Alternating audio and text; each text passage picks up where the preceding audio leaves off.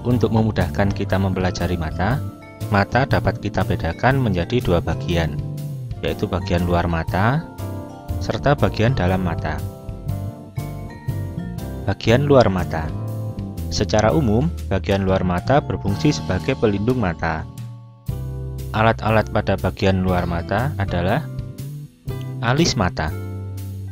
Alis mata berguna melindungi mata dari keringat atau air supaya tidak masuk ke mata. Kelopak mata. Kelopak mata berguna untuk menutup bola mata saat ada cahaya yang terlalu terang atau benda yang akan masuk ke mata. Kelenjar air mata. Kelenjar air mata ini menghasilkan air mata. Fungsi air mata adalah untuk membasahi kornea, untuk melindungi mata dari kuman, serta untuk menjaga mata dan bagian dalam kelopak mata agar tetap sehat dan lembut. Bulu mata. Bulu mata berguna untuk mengurangi cahaya yang masuk ke mata apabila cahaya itu terlalu kuat atau terlalu terang. Selain itu, bulu mata juga berguna untuk mencegah debu dan kotoran agar tidak masuk ke dalam mata. Bagian luar mata ini juga berfungsi estetika. Misalnya saja yang paling kelihatan, alis dan bulu mata. Bayangkan orang tanpa alis. Jadi aneh bukan? Setelah mempelajari bagian luar, kita akan mempelajari bagian dalam pada mata. Mata bagian dalam terdiri atas kornea, lensa mata, pupil, iris, retina, otot mata, dan saraf mata. Kornea. Kornea adalah bagian bola mata yang bening. Oleh karena itu, kornea dapat ditembus cahaya. Fungsi kornea adalah menerima rangsang berupa cahaya dan meneruskan cahaya itu ke bagian mata yang lebih dalam. Lensa mata. Lensa mata adalah sebuah benda bening yang berbentuk cembung. Fungsi lensa mata adalah untuk meneruskan dan memfokuskan cahaya agar bayangan benda jatuh tepat di retina. Lensa mata ini mempunyai kemampuan menjadi cembung atau pipih yang disebut dengan daya akomodasi. Iris. Pernahkah kamu memperhatikan warna mata seseorang? Ada yang berwarna coklat, berwarna hitam, abu-abu, atau bahkan ada yang berwarna biru. Nah, warna mata seseorang ini ditentukan oleh warna irisnya. Fungsi iris sendiri adalah untuk mengatur banyak sedikitnya cahaya yang masuk ke mata. Pupil.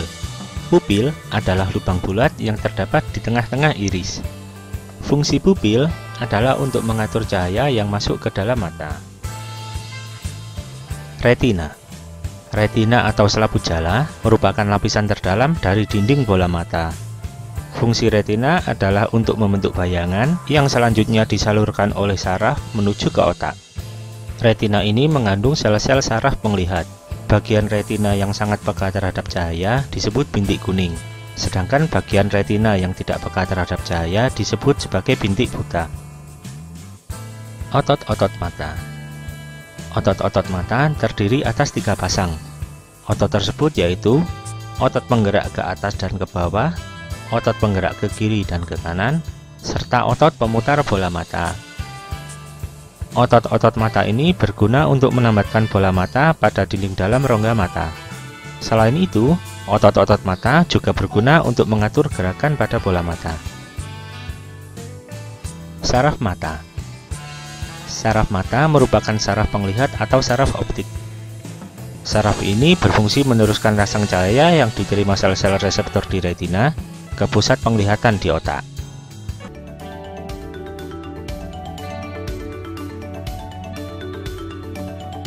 Cara kerja mata. Pada dasarnya, mata dapat melihat jika ada rangsangan cahaya yang masuk ke dalam mata. Cara kerja mata adalah sebagai berikut. Pertama-tama, cahaya masuk mata dengan menembus kornea. Oleh pupil, cahaya yang masuk ini kemudian diatur banyak sedikitnya. Kemudian diteruskan ke lensa mata. Oleh lensa mata, cahaya diteruskan melalui badan bening, sehingga ditangkap oleh retina dan disampaikan ke otak melalui perantara saraf mata.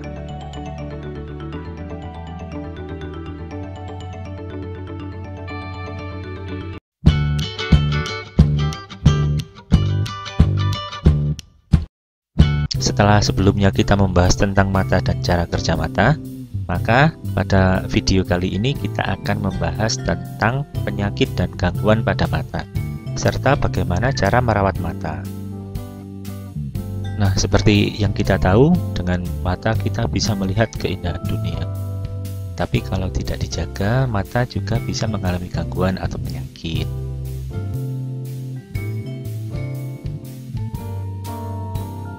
Pertama-tama kita akan membahas tentang gangguan pada mata.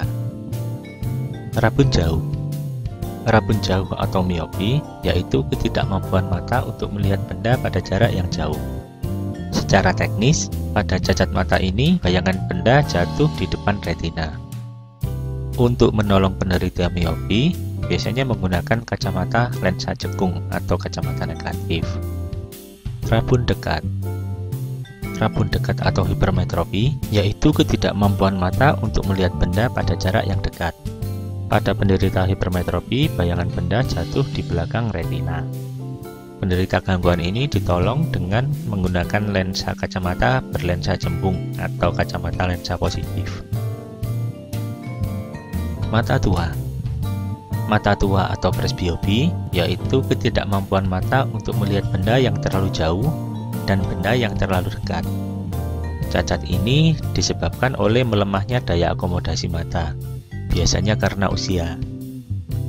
Nah, penderita presbiopi bisa ditolong dengan menggunakan kacamata berlensa rangkap, yaitu kacamata negatif dan kacamata positif sekaligus. Buta warna. Buta warna yaitu kelainan pada mata karena ketidakmampuan mata untuk membedakan warna-warna tertentu yang disebut dengan buta warna sebagian, atau bahkan tidak dapat membedakan seluruh warna yang disebut sebagai buta warna total. Cacat mata ini termasuk penyakit mata turunan. Konjungtivitis adalah peradangan pada mata yang disebabkan oleh virus. Konjungtivitis ini juga bisa disebabkan oleh bakteri ataupun alergi.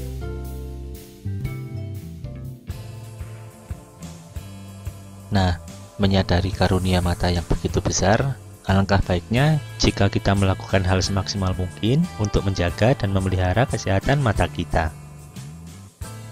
Kebiasaan sehari-hari yang bisa kita lakukan antara lain, biasakan membaca buku dengan sikap tubuh tegak. Dengan jarak antara buku yang dibaca kurang lebih 30 cm. Jangan biasakan membaca buku sambil tiduran, karena akan mengakibatkan kelelahan pada mata kita. Jika membaca buku, pastikan pencahayaan cukup. Jangan membaca di ruangan yang redup. Jika saat membaca buku atau melihat suatu benda tiba-tiba pandangan kita menjadi buram, maka segeralah periksakan ke dokter mata. Jika terasa gatal-gatal pada bagian mata atau matamu merah, segera tetesi dengan obat tetes mata. Mintalah bantuan pada orang tuamu atau orang dewasa lainnya. Biasakanlah memakan makanan yang banyak mengandung provitamin A. Sumber makanan yang mengandung provitamin A adalah sayuran yang berwarna jingga, berwarna hijau, dan berwarna kuning. Contohnya wortel, bayam, kelor, labu yang berwarna kuning, singkong kuning, juga buah-buahan seperti pepaya, mangga, jeruk, dan banyak lagi.